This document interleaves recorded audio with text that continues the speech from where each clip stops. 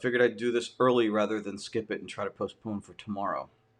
So I apologize if you missed me live, but I did want to get out here for you guys. So today I wanted to talk a little bit with you about feeling okay with our priorities.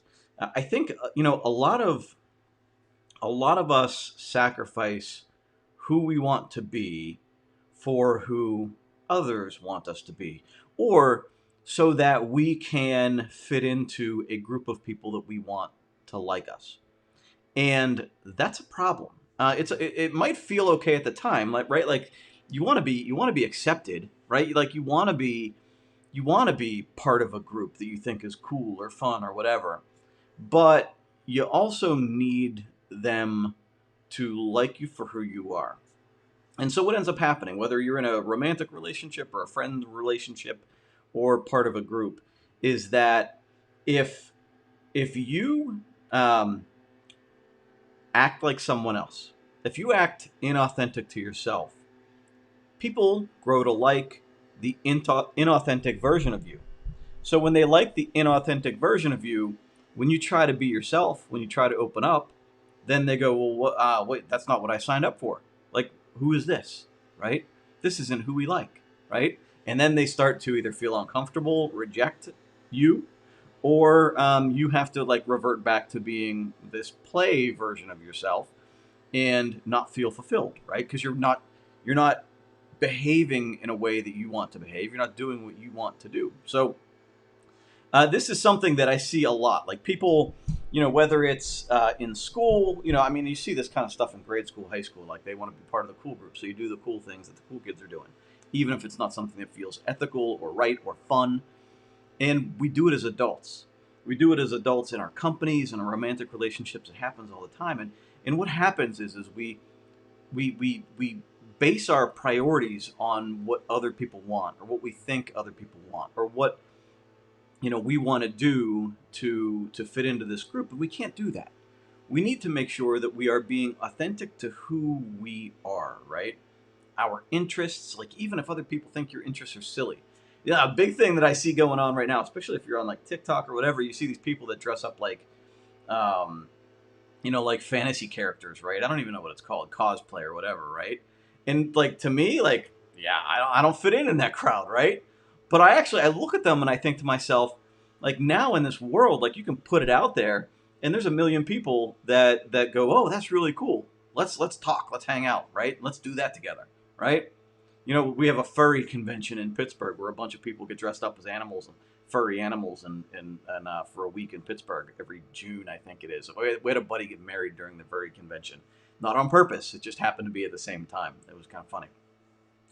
But people, like right now, so we have this aquarium right here. So I'm getting back into saltwater aquariums, right? So that's just like an interest, and it's a whole society group of people that I have locally around here that are online, and I get into these conversations, and it's kind of a fun conversation. Not something I could talk to anybody about that's in my circle right now.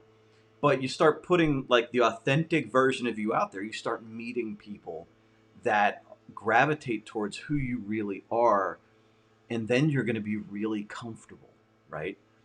You're going to be comfortable that you can be who you want to be with that person. And so, that's my like. I think it's a hard pivot to make.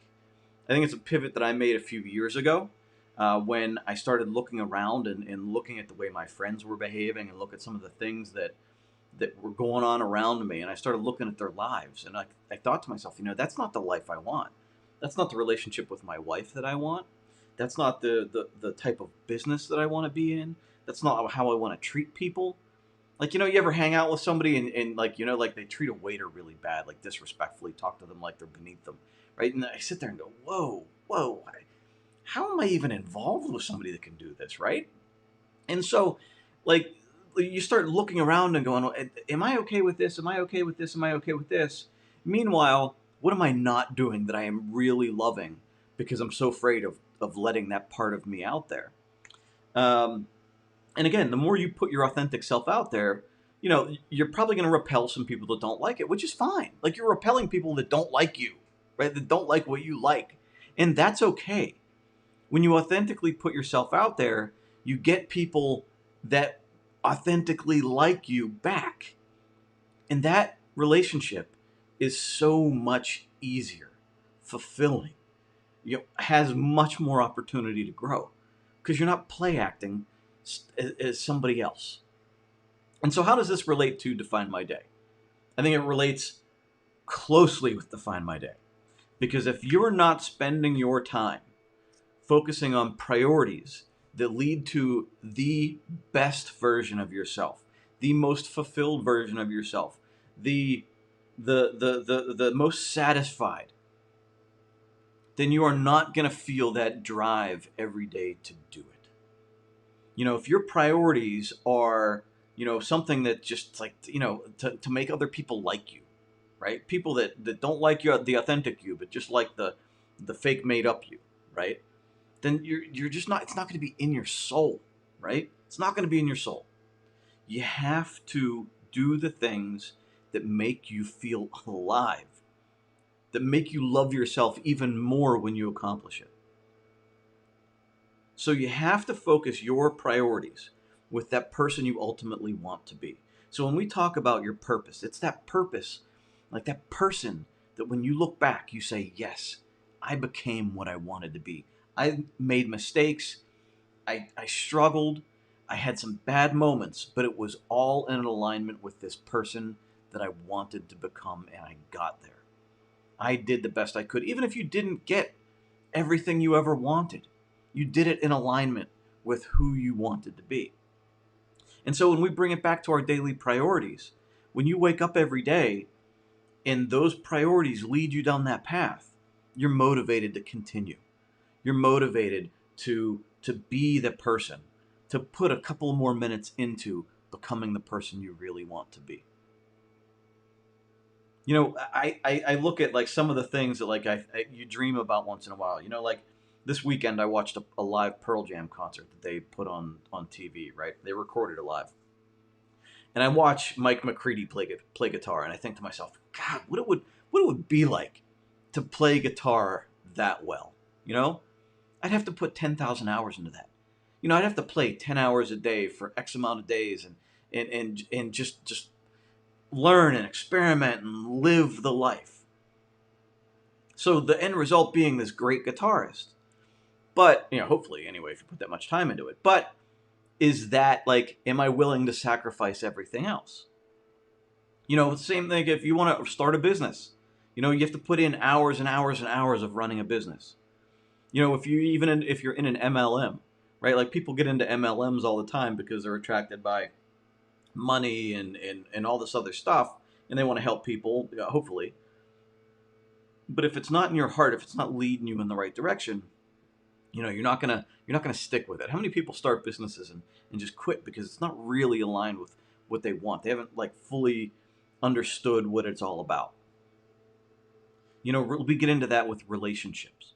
We find somebody incredibly attractive, and then all this other stuff we don't like, and we think we can overlook that because we like this one aspect, and so maybe they don't even like us completely, but we try to change to make them like us, right? And then we're living this life years down the road. We're like, ugh, I'm tired. Like that's why people have midlife crises a lot of times, right? Like we're just like tired of living like this fake life, and now we just want to be a nerd or whatever, right? And we don't want to get there. I don't want you to get there. And if you're already there, then I want you to quickly try to figure out what you really want to do that's going to keep you like passionate about waking up every day and passionate about going and living the life that's authentically you. And I want you to have great friends, right? We moved into this new neighborhood, and I think that's something that I think about all the time, is that I'm going to be authentically me. Like I'm going to meet new people, and they're going to like me or not for who I am. And if they don't like me, that is okay. That's okay. It's not a contest. I don't need to win friends. Like I don't need to like accumulate a ton of friends. I want really good friends. I want really good customers. I want really good people around me that like me for who I authentically am. Warts and all, right? Now, there's a toxic way of going about this too. There's those people that say, I'm going to be who I am, and if nobody likes it, then fine, right? You know who I'm talking about. Maybe you've even said that, right?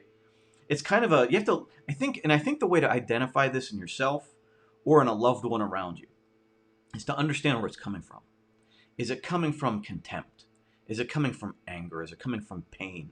Is it, like a lot of people just like continue to hurt themselves because like that's what's comfortable. Like that's what's, and they hurt other people around them and they try to incite, incite drama around the people around them or from the people around them because that's what they're used to. And I think for us to overcome that, we have to look at ourselves and say, why am I doing this and where is this leading me? You always have to look at your actions and look at the results. Is what I'm doing now going to lead me to a good result? And it works that way. And whether you're doing something at work or in business, it works the same with relationships. My behavior now, like I might be saying it's authentically me. I'm a weirdo, and this is just who I am. But if it doesn't lead me to where I want to be authentically, then maybe it's a behavior I need to change, right? Not change it because, it's something that people don't like in general. Maybe it is actually. I don't want to say something wrong here, but like maybe there's a behavior in me that maybe I don't even understand yet, or maybe I don't know it, but it just turns people off. Turns off the people that I really want to have authentic relationships with. So then I have to sort of understand, like, is what I'm doing now somehow off-putting? And that's a behavior that we have to look at and say, okay, maybe that doesn't lead me to where I want to go. I have to change my behaviors. And that's a hard one. A lot of times we don't see it. We have a huge blind spot for this kind of stuff. And so a lot of times we have to take input from people that we really respect. And we have to take input from people that have a perspective where they can give you criticism without being unkind, right? They can say, because I love you, this is something maybe we should talk about. And you can ask them, look, I keep feeling like I get this reaction from people. What do you think it is? Or in this situation, I responded like this. Do you think that was the right thing to do? Now, I wouldn't put it out there to everybody. I certainly wouldn't put it out to your Facebook friends, right? Like, you need to limit who you take this kind of feedback from. It's got to be somebody that's sort of living that authentic life that you want to live. It can't be, probably even not your close family members because they have a skewed perspective. It's got to be somebody that you would pick to have a relationship, whether it's friend or otherwise, have a relationship with further, like long term down the road. Maybe it's a work mentor. A lot of times our behaviors at work can hurt us in our advancement. And so we need to ask a mentor at work, like, what am I missing here? What's my, like, I'll be like, be gentle, and I'll try to be open-minded. Help me understand how my behaviors are hurting my advancement in this company, right? And you'll understand, and then you can decide if you agree or if you don't, right? And hopefully if it's the person you trust, they're giving you honest feedback that's not hurtful, right? And if it is hurtful, then you know never to ask for that feedback again. So you want to make sure you're getting that feedback on your potential bad behaviors, from somebody that's going to give you the right kind of feedback. And again, pulling this all back to Define My Day. I want you to be the most fulfilled version of yourself. I want you to use Define My Day every day to learn who you are. To just every day wake up and go, okay, I understand why that did work or why that didn't work, or how this hurt my progress, or how this like enhanced my progress, and how this moved me to where I want to be. That's what we're trying to do. This is a growth process. This is a better way to understand yourself. And a lot of that, and this has given me the confidence to do it myself. Because I'm telling you, 5 years ago, I was more concerned about being liked, especially by people that I thought were further along with me in business or financially or socially, right? I really cared about that kind of stuff. And these days, it's not so important. Look, I still want to associate with certain types of people, right? But my boundaries are stronger.